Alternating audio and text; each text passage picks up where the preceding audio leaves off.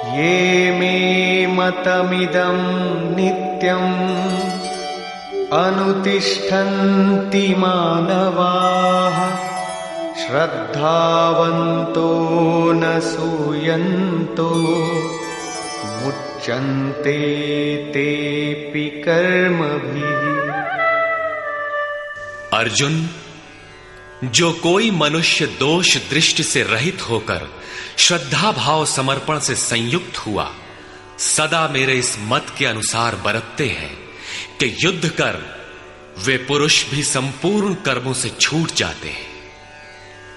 योगेश्वर का यह आश्वासन किसी हिंदू, मुसलमान या ईसाई के लिए नहीं, अपितु मानव मात्र के लिए है। उनका मत है कि युद्ध कर। इससे ऐसा प्रतीत होता है कि यह उपदेश युद्ध वालों के लिए था। अर्जुन के समक्ष तो सौभाग्य से विश्व युद्ध की संरचना थी। आपके सामने तो कोई युद्ध नहीं है। आप गीता के पीछे क्यों पड़े हैं? क्योंकि कर्मों से छूटने का उपाय तो युद्ध करने वालों के लिए है, किंतु ऐसा कुछ नहीं है। वस्तुतः यह अंतर्देश की लड़ाई है। क्षेत्र और क्षेत्रज्ञ का, विद्या और अविद्या का, धर्म क्षेत्र और कुरुक्षेत्र का संघर्ष है। आप ज्यों-ज्यों ध्यान में चित्त का निरोध करेंगे, विजातीय प्रवृत्ति बाधा के रूप में प्रत्यक्ष होती है, भयंकर आक्रमण करती है। उसका शमन करते हुए चित्त का निरोध करते जाना ही युद्ध है। जो दोष दृष्टि से रहित होकर श्रद्धा के साथ इस युद्ध में लगता है, वो कर्मों के बंधन से, आवागमन से भली प्रकार छुटकारा पा जाता है। जो इस युद्ध में प्रवृत्त नहीं होता, उसकी क्या गति होती है? इस पर कहते हैं, ये त्वेतदभ्यसूयन्तो नानुतिष्ठन्ति मे मतम् सर्वज्ञानविमूढांस्तान् विद्धि नष्टान चेतसः। जो दोष दृष्टि वाले अचेतसः, मोह निशा में अचेत लोग मेरे इस मत के अनुसार नहीं बरतते, अर्थात ध्यानस्थ होकर आशा, ममता, संताप रहित होकर समर्पण के साथ युद्ध नहीं करते, सर्वज्ञान विमूढ़ान, ज्ञान पथ में सर्वथा मोहित उन लोगों को तू कल्याण से भ्रष्ट हुआ ही जान। जब यही सही है तो लोग करते क्यों नहीं? इस पर कहते हैं, सदृशं चेष्टते स्वस्याः प्रकृतेर्ज्ञानवानपि प्रकृतिं यान्ति भूतानि निग्रहः किं करिष्यति। सभी प्राणी अपनी प्रकृति को प्राप्त होते हैं, अपने स्वभाव से परवश होकर कर्म में भाग लेते हैं। प्रत्यक्षदर्शी ज्ञानी भी अपनी प्रकृति के अनुसार चेष्टा करता है। प्राणी अपने कर्मों में बरतते हैं और ज्ञानी अपने स्वरूप में। जैसा जिसकी प्रकृति का दबाव है, वैसा ही कार्य करता है। यह स्वयं सिद्ध है। इसमें निराकरण कोई क्या करेगा? यही कारण है कि सभी लोग मेरे मत के अनुसार कर्म में प्रवृत्त नहीं हो पाते। वे आशा, ममता, संताप का, दूसरे शब्दों में राग द्वेष का त्याग नहीं कर पाते, जिससे कर्म का सम्यक आचरण नहीं हो पाता। इसी को और स्पष्ट करते हैं और दूसरा कारण बताते हैं, इंद्रियस्येन्द्रियस्यार्थे रागद्वेषौ व्यवस्थितौ तयोर्न वशमागच्छेत् तौ ह्यस्य परिपन्थिनौ। इंद्रिय और इंद्रियों के भोगों में राग और द्वेष स्थित हैं। इन दोनों के वश में नहीं होना चाहिए, क्योंकि इस कल्याण मार्ग में कर्मों से छूट जाने वाली प्रणाली में ये राग और द्वेष दुर्धर्ष शत्रु हैं, आराधना का अपहरण कर ले जाते हैं। जब शत्रु भीतर है तो बाहर कोई किसी से क्यों लड़ेगा? शत्रु तो इंद्रिय और भोगों के संसर्ग में है, अंतःकरण में है।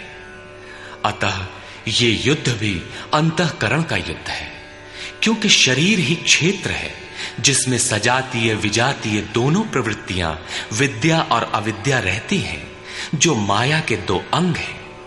इन्हीं प्रवृत्तियों का पार पाना, सजातीय प्रवृत्ति को साध कर विजातीय का अंत करना युद्ध है। विजातीय समाप्त होने पर सजातीय का उपयोग समाप्त हो जाता है। स्वरूप का स्पर्श करके सजातीय का भी उसके अंतराल में विलय हो जाना, इस प्रकार प्रकृति का पार पाना युद्ध है, जो ध्यान में ही संभव है। राग द्वेष के शमन में समय लगता है, इसलिए बहुत से साधक क्रिया को छोड़कर सहसा महापुरुष की नकल करने लग जाते हैं। श्री कृष्ण इससे सावधान करते हैं।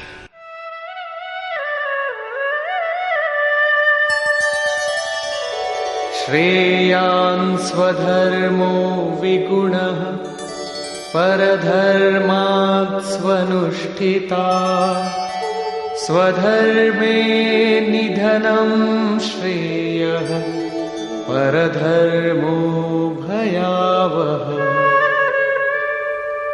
अच्छी प्रकार आचरण किए हुए दूसरे के धर्म से गुण रहित भी अपना धर्म अधिक उत्तम है।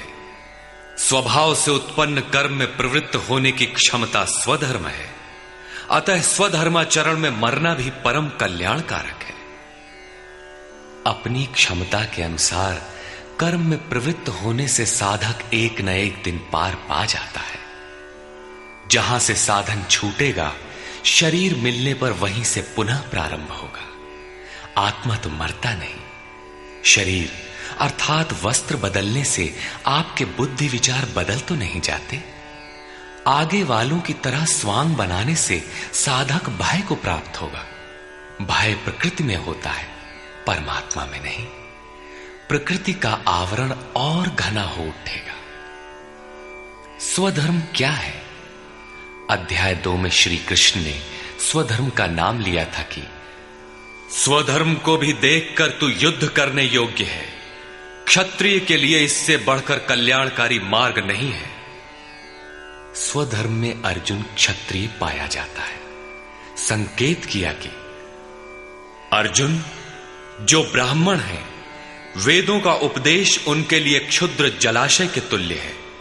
तू वेदों से ऊपर उठ और ब्राह्मण बन, अर्थात स्वधर्म में परिवर्तन संभव है।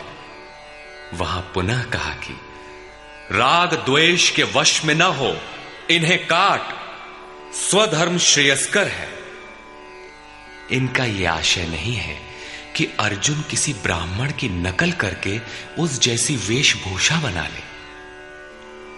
एक ही कर्म पथ को महापुरुष ने 4 श्रेणियों में बांट दिया: निकृष्ट, मध्यम, उत्तम, अति उत्तम।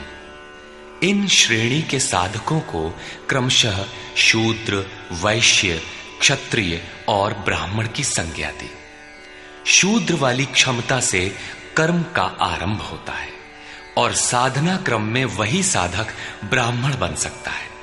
इससे भी आगे जब वो परमात्मा में प्रवेश पा जाता है तो न ब्राह्मणो न क्षत्रियः न वैश्यो न शूद्रः चिदानंद रूपः शिवः केवलोहम्।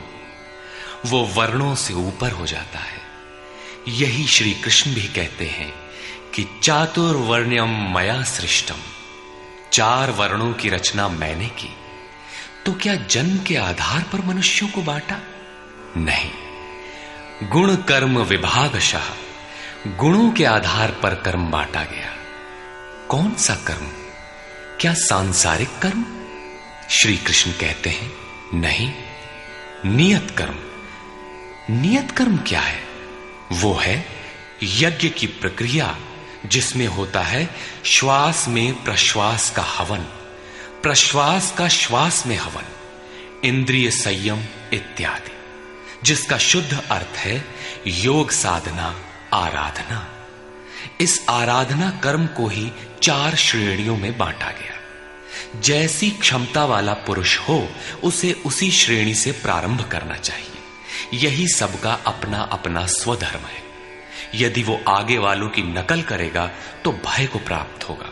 सर्वथा नष्ट तो नहीं होगा, क्योंकि इसमें बीज का नाश तो नहीं होता। हां, वो प्रकृति के दबाव से भयाक्रांत दीनहीन अवश्य हो जाएगा। शिशु कक्षा का विद्यार्थी स्नातक कक्षा में बैठने लगे तो स्नातक क्या बनेगा? वो प्रारंभिक वर्णमाला से भी वंचित रह जाएगा। अर्जुन प्रश्न रखता है कि मनुष्य स्वधर्म का आचरण क्यों नहीं कर पाता?